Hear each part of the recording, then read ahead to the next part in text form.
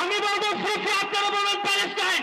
Free free free free, সবার ফেসবুকের পতাকা উপরে দেখতে চাই।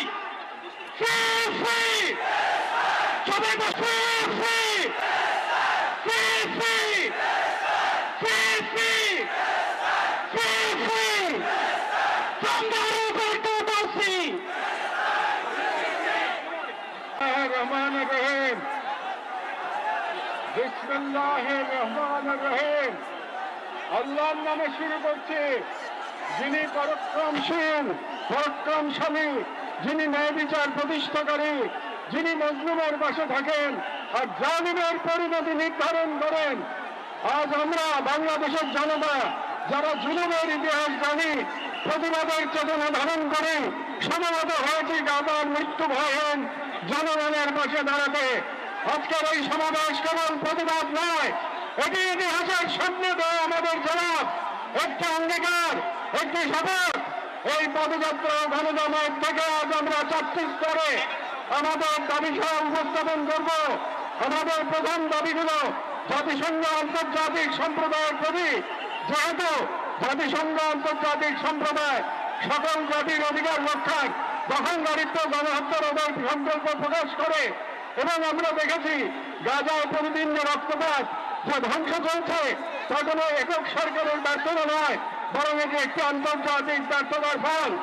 এবং এই ব্যর্থতা শুধু নিরাপত্তার মধ্যেই সীমাবদ্ধ নয়, বরং পশ্চিমা শক্তি বলয়ের অনেক রাষ্ট্র সরাসরি দখলদার ইসরায়েলকে অস্ত্র, অর্থ ও কূটনৈতিক সহায়তা দিয়ে এই গণহত্যাকে দীর্ঘস্থায়ী করেছে।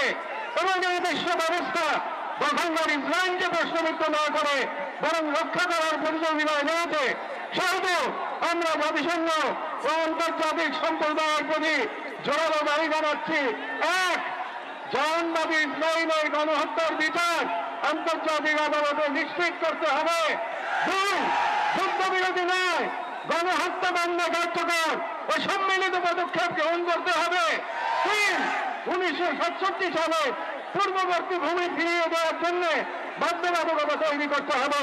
চার, পূর্ব জেরুজালেমকে ফিলিস্তিন রাষ্ট্রীয় রাজধানী হিসেবে আন্তর্জাতিকভাবে স্বীকৃতি দিতে হবে। এবং পাঁচ, ফিলিস্তিনিদের আত্মনিয়ন্ত্রণ, নিরাপত্তা এবং রাষ্ট্রের সার্বভৌমত্ব প্রতিষ্ঠার পথ উন্মুক্ত করতে হবে। কারণ এই মুহূর্তে বিশ্ব ব্যবস্থা যে ন্যায়ের মুখোশ পরে আছে, গাজার ধ্বংসস্তূপে সেই মুখোশ খসে পড়েছে। আমাদের দ্বিতীয় দাবিগুলো মুসলিম উম্মার নেতৃবৃন্দের প্রতি। যেহেতু আমরা বিশ্বাস করি ফিলিস্তিন কেবল একটা ভূখণ্ড নয়, এটি মুসলিম উম্মার আত্মপরিচয়ের অংশ, এবং গাজা এখন কেবল একটি যুদ্ধবিধ্বস্ত শহর নয়, এটি আমাদের সম্মিলিত ব্যর্থতার বেদনাদায়ক প্রতিচ্ছবি। এবং উম্মার প্রতিটি সদস্য, প্রতিটি রাষ্ট্র এবং প্রতিটি নেতৃত্বের উপর অর্পিত সেই আমানত যে আল্লাহ প্রদত্ত ভ্রাতৃত্ব ও দায়িত্বের সূত্রে আবদ্ধ। এবং ইসরায়েল একটি অবৈধ দখলদার গণহত্যাকারী রাষ্ট্র, যা মুসলিমদের প্রথম কিবলা ও একটা পুরো জনগোষ্ঠীর অস্তিত্ব নিশ্চিহ্ন করতে সর্বশক্তি নিয়োগ করেছে। এবং ভারতের হিন্দুত্ববাদ আজ এই অঞ্চলে জায়নবাদী প্রকল্পের প্রতিনিধিতে পরিণত হয়েছে, মুসলমানদের বিরুদ্ধে সুপরিকল্পিত দমন নির্যাতন চালিয়ে যাচ্ছে। এবং ভারতের সম্প্রতি ওয়াকফ সম্পত্তি আইনে হস্তক্ষেপের মাধ্যমে মুসলিমদের ধর্মীয় ঐতিহাসিক অধিকার ধারণ করা হয়েছে, যা উম্মার জন্য একটি স্পষ্ট সতর্কবার্তা।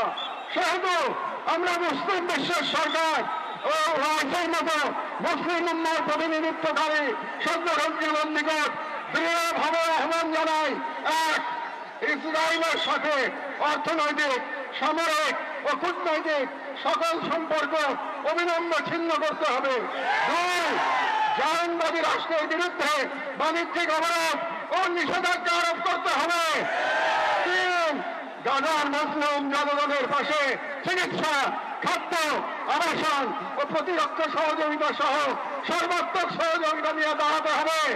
চার, আন্তর্জাতিক পর্যায়ে ইসরায়েলকে একঘরে করতে সক্রিয় কূটনৈতিক অভিযান শুরু করতে হবে। এবং পাঁচ, জাহানবাদের দোষর ভারতের হিন্দুত্ববাদী শাসনের অধীনে মুসলিমদের অধিকার হরণ, বিশেষ করে ওয়াকফা আইনে হস্তক্ষেপের মতো রাষ্ট্রীয় আগ্রাসনের বিরুদ্ধে ওআইসি ও মুসলিম রাষ্ট্রগুলোকে দৃঢ় প্রতিবাদ ও কার্যকর কূটনৈতিক অবস্থান নিতে হবে।